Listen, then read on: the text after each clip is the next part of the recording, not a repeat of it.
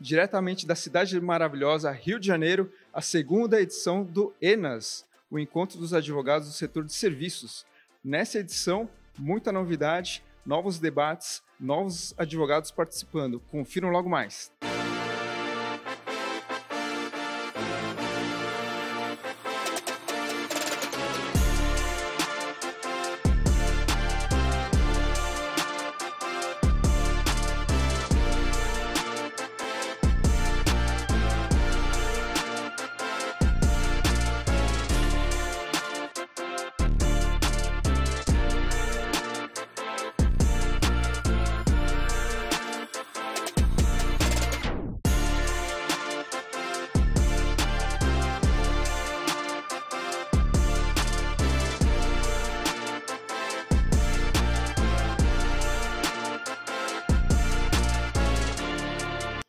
Foi muito bom ter participado lá em São Paulo e estar aqui agora de novo no Rio de Janeiro. Dessa vez a gente trouxe um pouco também dos números, pegando um pouco do recorte daqueles dados que estão disponíveis pelo Conselho Nacional de Justiça, pelo próprio TST, e olhando para isso com um olhar de gestão de riscos, entendendo que quais são os assuntos que mais foram demandados na Justiça do Trabalho nesse último ano e qual a probabilidade de impacto que isso pode gerar para as empresas e serviços, né? Então a gente tem visto muitos assuntos relacionados à questão de saúde e segurança do trabalho. O risco número 1, por exemplo, foram os pedidos de adicional de salubridade. Então, as empresas precisam estar muito atentas em relação a essas questões. Também questões relacionadas ao encerramento do contrato de trabalho, que são as verbas rescisórias, recolhimento de multa de 40% do FGTS, próprio recolhimento do FGTS. Em terceiro lugar, a gente pode destacar também questões relacionadas a controle de jornada, marcação de ponto, realização de horas extras, intervalos entre as jornadas. Então, são várias questões que precisam estar na pauta das empresas, principalmente sobre esse olhar de prevenção, que é não só conseguir se defender numa ação trabalhista, tendo os documentos que a empresa precisa, que cabe a ela fazer a prova, mas também estabelecendo processos e rotinas para evitar, porque nós estamos num momento de grande exposição, né? Com e-social, com toda a informatização dos sistemas governamentais, as empresas estão o tempo todo prestando esses dados, essas informações para o governo. Então, elas estão praticamente confessando aquilo que elas estão fazendo. Então, se num primeiro momento foi difícil se adequar ao e-social, nesse momento agora a importância é com a qualidade, com a conformidade dessas informações em relação à legislação trabalhista. A insegurança jurídica é um mal que a gente tem vivido aqui no Brasil, né? A gente tem muitas decisões conflitantes, decisões que dá a sensação de que estão se afastando do que estava prescrito na lei. Isso tem inúmeros motivos, inúmeras causas, mas o mais importante é que a gente tem percebido que a advocacia trabalhista como um todo, ela precisa ser bastante técnica no momento em que vivemos. O advogado ele precisa saber discutir no processo os temas que estão ligados à aplicação da nossa Constituição, saber pré-questionar as matérias, saber identificar para o juiz aquilo que vem da Constituição, aquilo que pode ter um precedente vinculante já formado pelos tribunais superiores, porque está havendo uma grande mudança de entendimento do próprio direito do trabalho que está vindo de cima para baixo. O Supremo Tribunal Federal tem mostrado uma outra visão para a área trabalhista, que não condiz com a visão tradicional da nossa área e que tem que saber ser explorada para que a gente possa ter um ambiente mais seguro, para que a gente possa ter aquele equilíbrio que a gente deseja nas relações de trabalho. Ou seja, a gente ter os direitos trabalhistas prescritos no ordenamento jurídico assegurados para o trabalhador e a empresa saber o que ela precisa fazer, quais são os deveres dela e entender quais são os seus direitos também. É essa busca de equilíbrio que a gente precisa hoje ter uma técnica muito boa para poder discutir os grandes temas na Justiça do Trabalho, visando os tribunais superiores. É bastante comum nós termos demandas trabalhistas nas quais os trabalhadores e as trabalhadoras postulam no processo um adicional de insalubridade, muitas vezes um adicional de insalubridade na mudança do grau, de médio para máximo, por exemplo, pela limpeza de banheiros. E aí nós temos hoje uma jurisprudência, ou seja, decisões dos tribunais que não são pacíficas. O Tribunal Superior do Trabalho, como o órgão que tem justamente a essência de pacificar a jurisprudência trabalhista do Brasil, já tem marcado, para o curto prazo, o julgamento de um processo. Esse julgamento se chama julgamento de recurso de efeito repetitivo. O que significa na prática isso? Que uma vez que o TST decidir essa questão, ela vai ter efeito de repercussão geral. E o que significa isso? Significa, finalmente, que nós teremos um grau de segurança jurídica elevado, porque os tribunais estaduais do trabalho, os tribunais regionais e os juízes de primeiro grau terão que seguir o que o Tribunal Superior do Trabalho julgar a respeito dessa matéria. Eu até tenho aqui o número do processo que eu vou passar para vocês, para que vocês possam acompanhar esse julgamento no TST. Né? É o recurso de revista número 1000877-13.2023.5.02.0461, que vai tratar dessa questão da coleta de lixo de banheiro, para nós termos parâmetros firmes, seguros, vindos de Brasília, o Tribunal Superior do Trabalho, o grande órgão pacificador da jurisprudência trabalhista no Brasil, se afinal há ou não há adicional de insalubridade superlativo em relação a essa tarefa ou não.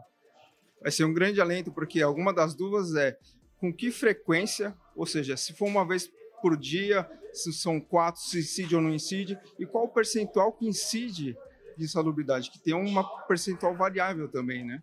Exato. O adicional de insalubridade ele pode ser mínimo, médio ou máximo. E ele vai sempre incidir, por decisão no Supremo Tribunal Federal, sobre o salário mínimo. Há sempre uma dúvida, essa insegurança jurídica, se o grau de insalubridade é mínimo, médio ou máximo. E aí tem uma série de variáveis que influenciam nos fatos. Como, por exemplo, se esse banheiro é de grande circulação, quantos banheiros são, quantos vasos sanitários nós temos em cada banheiro, se esse banheiro é de grande circulação ou não, quantas vezes essa limpeza é feita, se há um rodízio ou não há. Então, eu quero acreditar que o TST vai trazer, nosso coleando Tribunal Superior do Trabalho, vai trazer parâmetros para que nós tenhamos segurança jurídica em relação a isso. Por quê? É importante o empresário ter essa segurança jurídica. E o trabalhador também. O empresário, porque vai poder se planejar. Olha, o insalubridade é grau médio. Eu não vou gastar com advogado, não vou gastar com perícia, com assistente técnico, com processo. E isso está no meu cálculo operacional. E o trabalhador sabe que pode contar com aquele valor no contra-cheque todos os meses de maneira segura. Temos que agradecer a Sebrae, aqui o Ricardo e o Dr. José Alencar, que organizaram esse magnífico evento.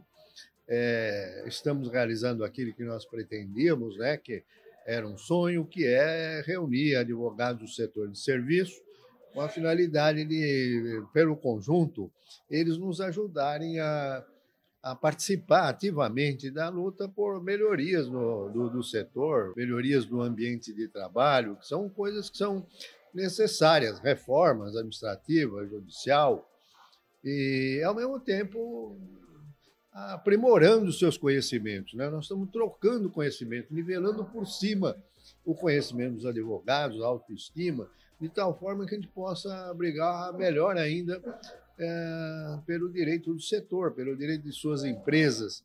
Então, está dando certo o ENAS, né, as condições na OAB, um debate maravilhoso, onde muita coisa é vinculada, e estamos plenamente satisfeitos. Olha, a Sebrae hoje é a entidade mais importante de defesa dos interesses do setor de serviço. Então, esse evento aqui tem tudo a ver, porque estamos tratando de questões trabalhistas, e as questões trabalhistas elas afetam de maneira muito sensível as empresas de serviço como um todo. E eu costumo dizer, né, um país que tem 93% das reclamações trabalhistas do mundo, tem alguma coisa errada, né? Então, nada melhor do que a gente usar esse apoio da Sebrae, essa capilaridade da Sebrae, para discutirmos esse assunto com pessoas tão qualificadas como o Dr. Marlos Melec e o Dr. Otávio Calvão. Eu fico muito lisonjeada com a Sebrae vindo fazer esse evento aqui, muito. O João é uma pessoa que eu admiro bastante, é uma pessoa que luta, né, pela nossa atividade e incansavelmente. E eu fico muito feliz de receber a Sebrae aqui, principalmente na Associação Comercial do Rio de Janeiro, que é um prédio de mais de 200 anos de construção. E é isso. É só agradecer a Sebrae a nossa inclusão aqui nessa participação desse encontro. Bom, primeiramente, eu sou conselheiro da seccional do Estado do Rio de Janeiro, sou presidente do Sindicato de Advogados do Estado do Rio de Janeiro, né? Eu acho isso muito importante, porque eu também advogo, né, para o Sindicato Laboral, né? E essas palestras trazem muito, né, subsídio para a gente, principalmente nas negociações, né? Porque você, quando vai fazer uma negociação, o importante é que você tenha um equilíbrio das forças, né? Não adianta eu querer puxar para um lado e para o outro, que alguma coisa não vai correr bem durante essa negociação, né? E, como o doutor Calvé falou, e eu sou adepto disso aqui, na reforma da CLT, eu acho que o pilar dela foi o negociado acima do legislado, porque quem sabe realmente os direitos do trabalhador, né, e os direitos das empresas, quer dizer, o patronal e o laboral, são as partes quando elas conciliam e acham um caminho para o desenvolvimento, seja da empresa, porque, obviamente, nós queremos que cada vez mais a empresa cresça, porque ela crescendo, você dá mais condição ao trabalhador, né? E isso é importante, esse fluxo, né, e essa negociação ser constante, né? Enquanto mais nós tirarmos do poder normativo as decisões, né, é o que o Dr. Calvé falou, que eu venho falando, né? A sociedade, ela deslancha. Você tem menos ações na justiça, você tem mais distribuição de renda, você tem mais emprego, porque essa relação passa a ser uma relação direta. Porque nem todo o juiz ele sabe aquele calor de uma negociação, ele não sabe exatamente aquela negociação, o que você pode alcançar na frente. E o Ministério Público também é outro, que a intervenção dele é uma intervenção dentro da legislação. Óbvio, nem toda a legislação, que a gente não quer fugir dela, mas nem toda a legislação é benéfica naquele momento para uma negociação, né? Você, por exemplo, você tem uma empresa que entra numa recuperação judicial, né, e você é chamado para fazer um acordo, obviamente você tem que avaliar o que está ali dentro. Se aquela recuperação tem a capacidade de pagar todo aquele acervo, principalmente que é o salário do trabalhador, que é o primeiro privilegiado, e se ela vai ter condição. Ora, se você está vendo que o acervo dela é pequeno, que ela não tem condição, o que impede, né, de se fazer um acordo dentro daquilo para que você diminua aquele prejuízo, né, das partes que estão ali envolvidas dentro da recuperação? Então, eu acho muito importante esse debate cada vez mais se aprofundar. Parabenizo a FEBRAC, a ALCEAC, a EFSC, enfim, a todos os envolvidos, esses atores envolvidos, né, para que a gente cada vez mais possa trazer não só juízes que defendem uma parte, mas também na parte do contraditório, porque nesse embate a gente extrai, né, outros elementos que a gente possa progredir, né, na relação trabalho-emprego. A gente tem visto, e agora, em particular, numa questão no Estado do Espírito Santo, em que o Estado do Espírito Santo entrou com uma ação de descumprimento de preceito fundamental no Supremo Tribunal Federal, porque ela está sendo atingida também por convenções coletivas que fixam um adicional de insalubridade, independentemente da apuração ou não de haver essa insalubridade de fato, de um laudo pericial, coloca o valor fixo para uma série de trabalhadores, no caso ali, cozinheiros, copeiros e auxiliares, inicialmente em creches, estabelecimentos escolares, com base no salário mínimo, mas aí depois estende também setores hospitalares, passa a ser 20% sobre o salário base, sobre o piso salarial, também independentemente do fato de haver exposição ou não ao ambiente salubre. E depois a convenção ainda traz mais um outro ponto, fala, isso aqui também pode se aplicar em outros setores ou atividades similares. Então gera muita insegurança, isso pode gerar um impacto direto na folha de pagamento da ordem de 16% a 17%, e com uma absoluta insegurança jurídica, porque o que a gente vê não há qualquer aferição. E nesta questão, o Ministério do Trabalho, através de normas regulamentadoras e portarias, ele também faz a disciplina sobre esse tema. Então, no caso, a ABERC entrou com um amicus curiae nessa ação, né, tentando dar um auxílio ao Estado do Espírito Santo para que isso não seja um precedente que se espalhe pelo país, e a gente conta, inclusive, com outras entidades empresariais que se veem também ameaçadas por esse tipo de situação, em que se fixa aleatoriamente um adicional de insalubridade, independentemente do fato de haver ou não exposição à insalubridade. Já há várias entidades laborais que entraram com a amicus curiae contra essa ação, ou seja, para manter a possibilidade de fixação do adicional independentemente do fato, e agora a gente está contando aí também, esperando o apoio de outras entidades empresariais que olhem também e possam integrar como amicus curiae. Olha, a pauta é justiça trabalhista, né? Estamos com 2 juízes fantásticos, equilibrados, não ideológicos, que é o Dr. Malus Meleque e o Dr. Otávio Calvé, 2 pessoas, 2 autoridades que eu respeito imensamente, extremamente inteligente. Dr. Otávio Calvé já oficiando no TRT1 como desembargador convocado, né? O Dr. Malus Meleque como um dos pais relatores técnicos da reforma trabalhista.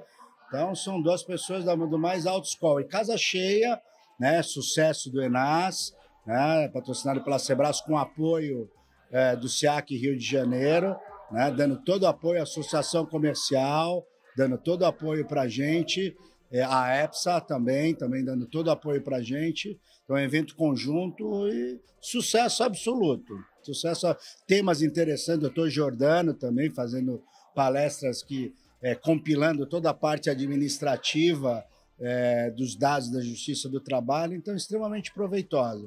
E o ENAS, um sucesso aí, idealizado pelo Dr. Percival Maricato, que esse jovem impetuoso, esse jovem senhor impetuoso que criou o ENAS, que é o Encontro Nacional dos Advogados do Setor de Serviços, para que as empresas do setor de serviço, na parte jurídica, tenham mais força e maior capacidade de defesa dos seus interesses.